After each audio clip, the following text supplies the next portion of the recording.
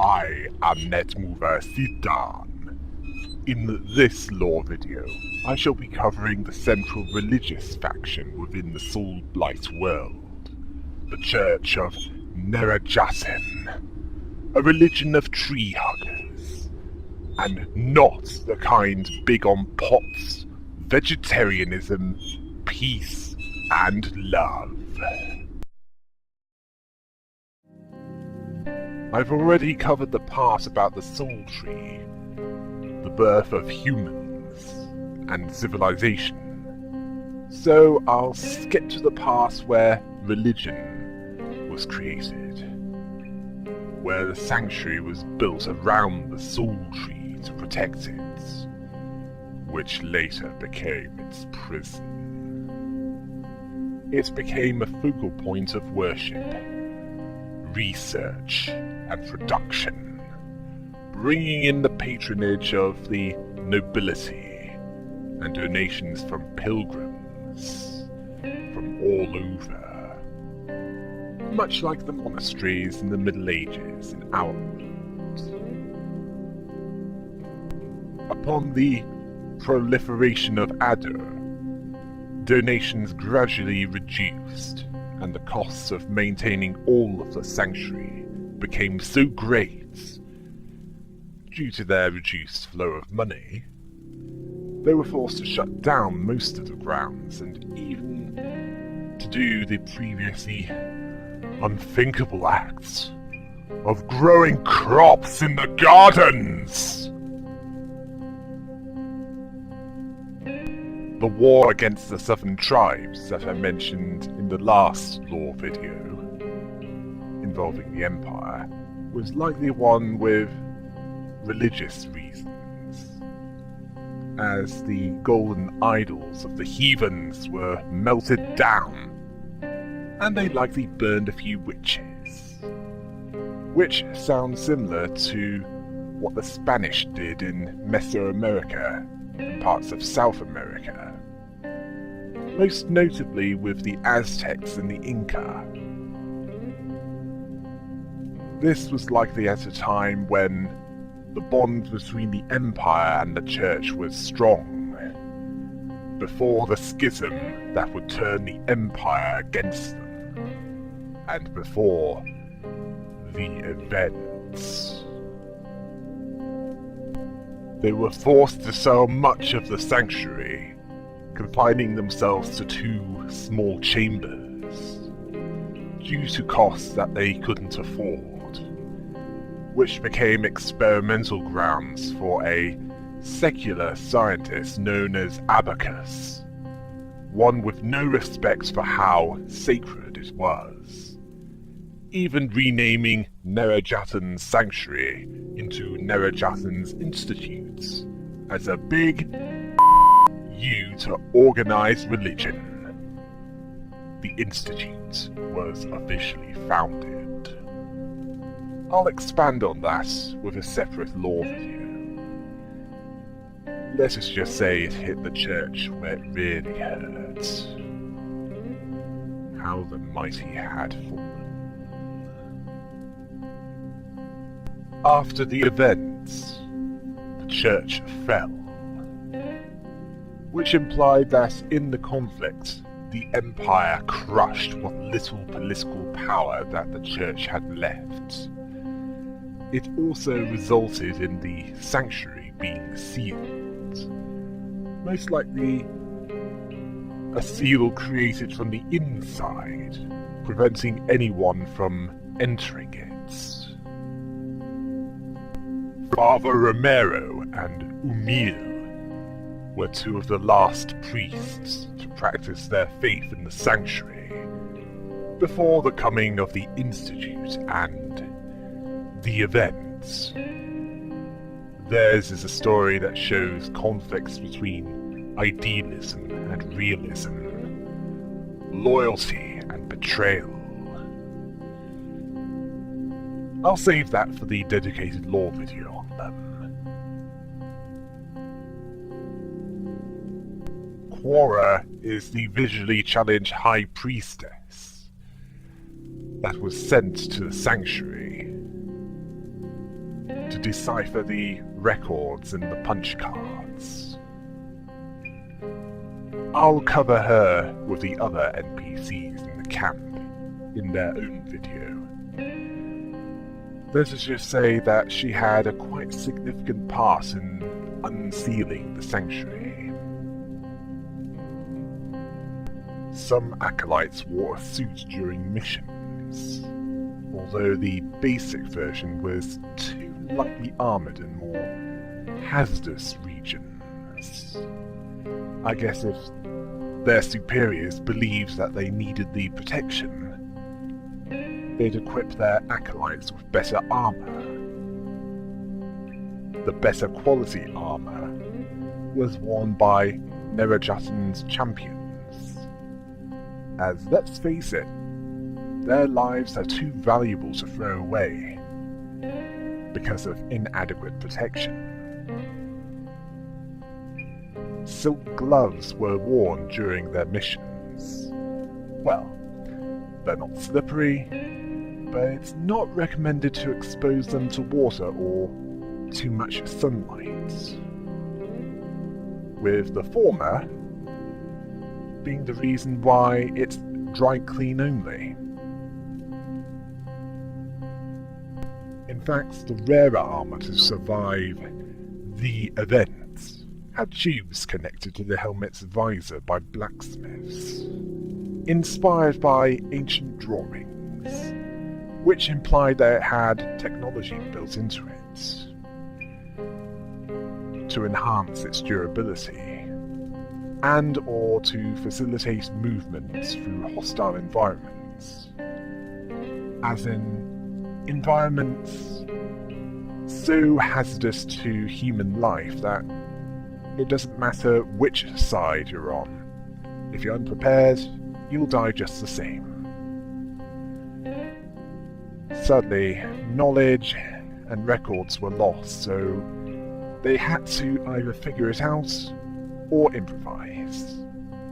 I mean, think about how hard it would be for a blacksmith from the army of King Henry V, as in Agincourt, to figure out how a Colt handgun from the late 19th century worked. Not to mention how to make the ammo for it, and you'll get some idea as to the challenge they faced.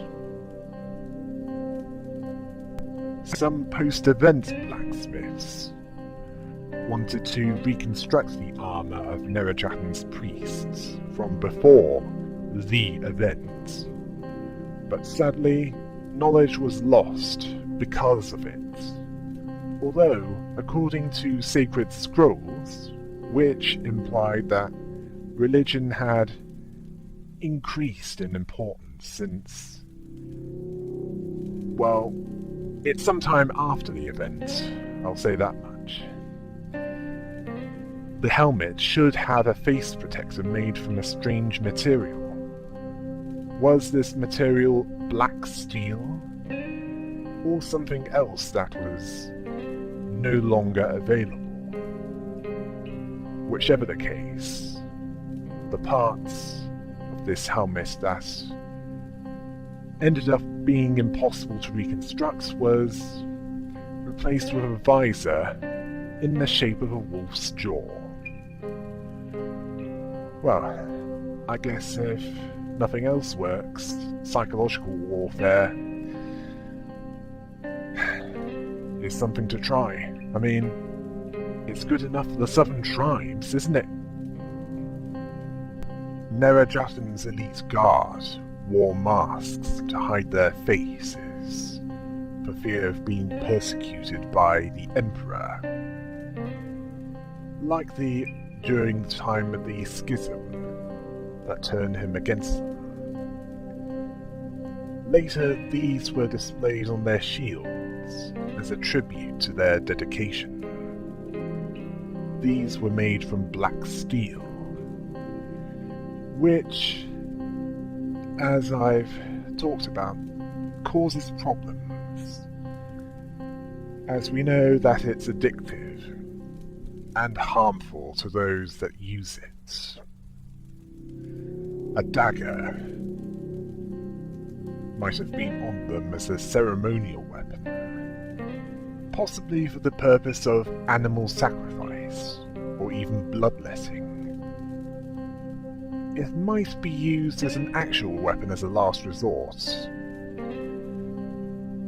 although that's unlikely, as it's doubtful that they were the assassin types.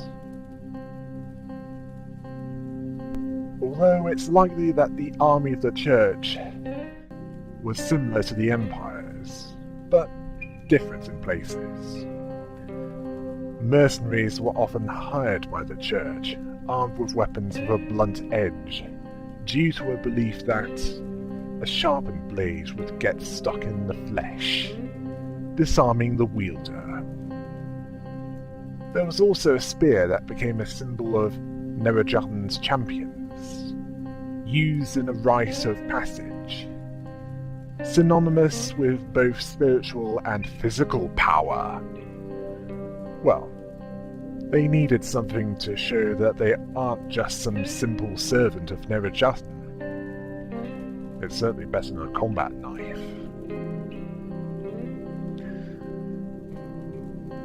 They also wielded the whirlwind weapon, which had at least 2 revisions made to it as an answer to the Empire's battle saw, which turned out to be superior due to it not being made from technological scraps. Before the coming of the Institute, one thing that the priests of Nerajatan did was conduct research, hence the term researcher priests, which implies that the Church of Nerajatan, unlike the Roman Catholic Church, didn't consider science to be heresy.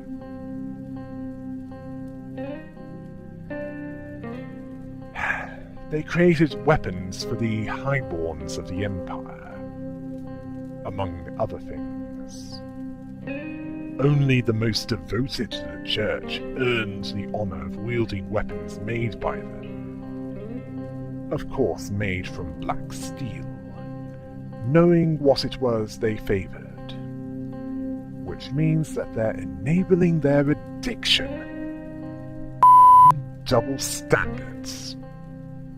Although they were able to preserve more knowledge than the secular authorities did. A black steel shield used to hang over Nerajatan's altar in one of the temples, which wanderers would talk about a weird feeling when they saw a distorted reflection of themselves. Kind of like me when I look in the mirror without my bunny mask. The founder of the Church of Nerajatan is still on gold coins, long after the fall of the Church, at least as a political force. Whether this was because the people let go of grudges after enough time had passed, as a warning to not make the same mistakes, or perhaps because it looked nice, who knows? But that image survived, whichever the case.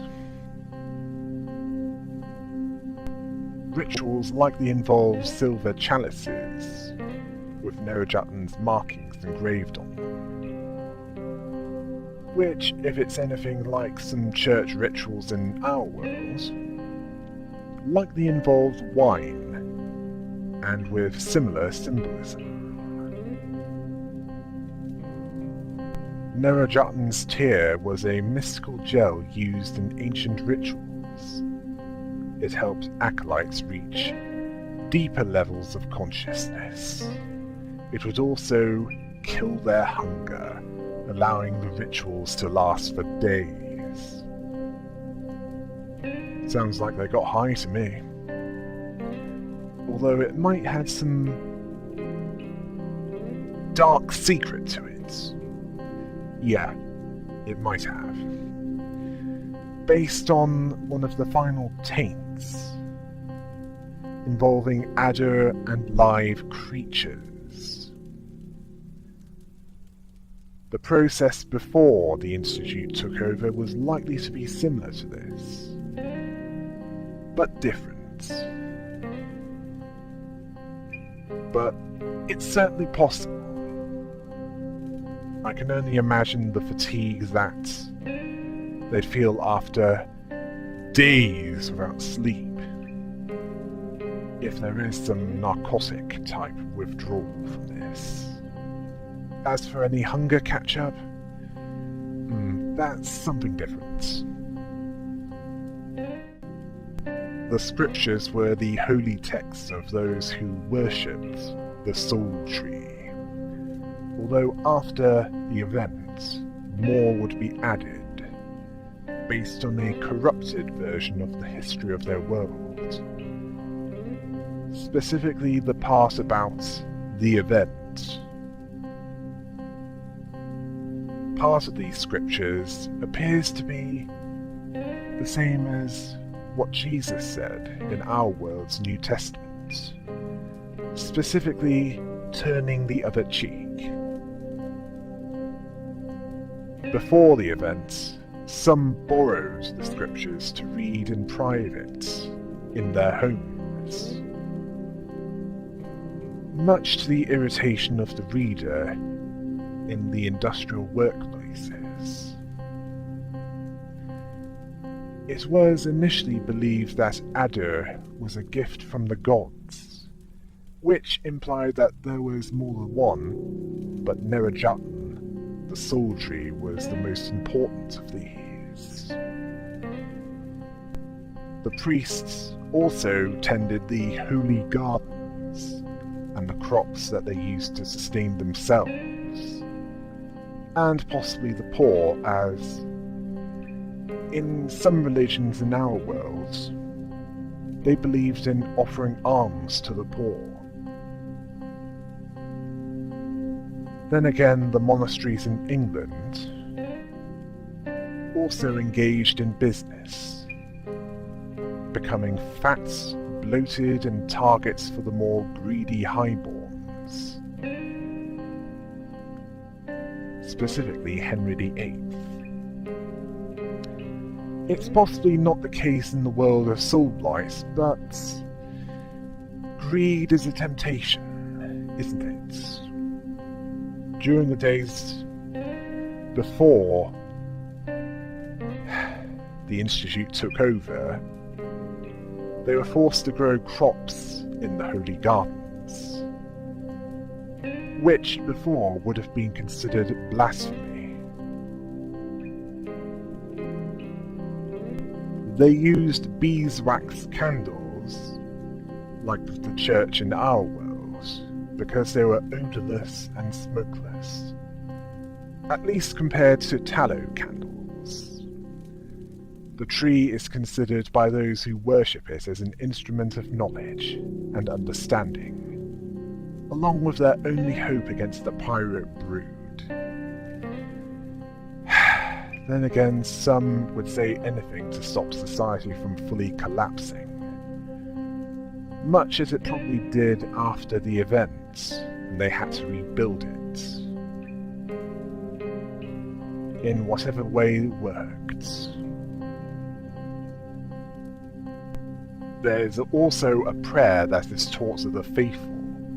It goes, "There is a story that everyone must write. It may be common, but I don't think it's trite. The story of an adventure that will surely excite, as it tells of a pilgrimage to the Tree of Foresight. When you take part in this religious rite, you will journey to a temple that is a glorious sight. It is filled with metals that certainly shine bright, but those are vicious metals that will strike, smite, or bite. But there's a presence there that might seem polite. Be not mistaken, for it's not a kind sprite. It will offer you a deal which might end your plight. Accept it, and you will part with that you can't reunite. In the company of the host, you'd better act contrite, as he turned this temple into a burial site. But don't be scared. Hold yourself tight, for there is a hope. There is a light. At the end grows a tree of enormous height. Sip from its roots, and your soul will alight. But to pay your tribute, you will have to fight, as everything begins and ends with one drink from Soulblight.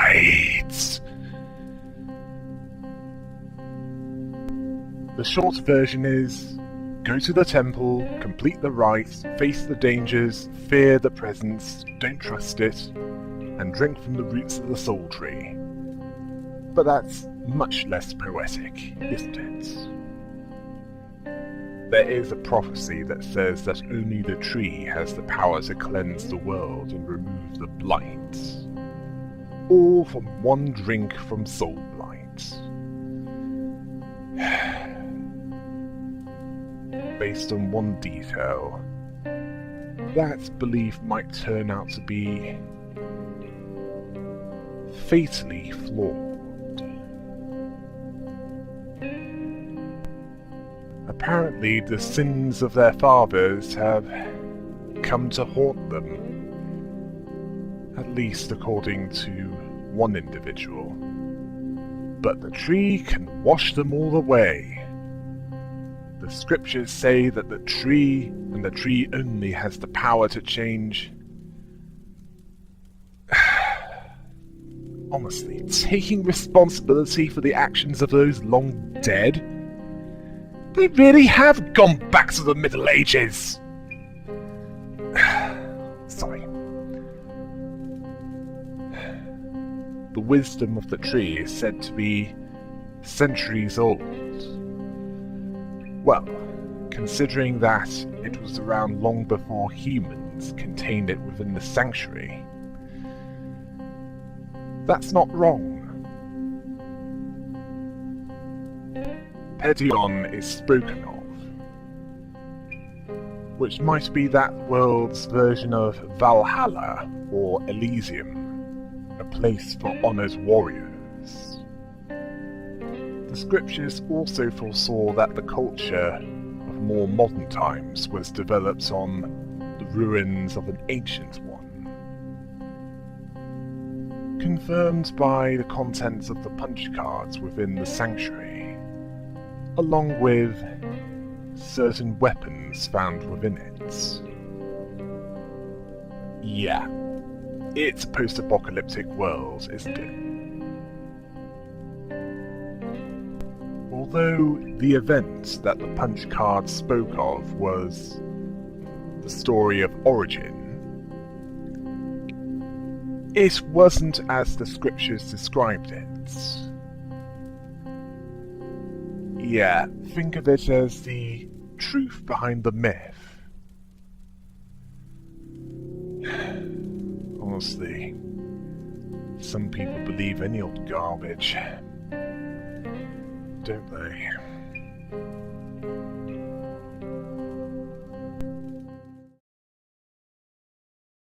I've gone through the Empire and the Church of Nerajatan. Next, I'll cover the Institute of Nerajatan, the faction that's caused this whole mess in the first place.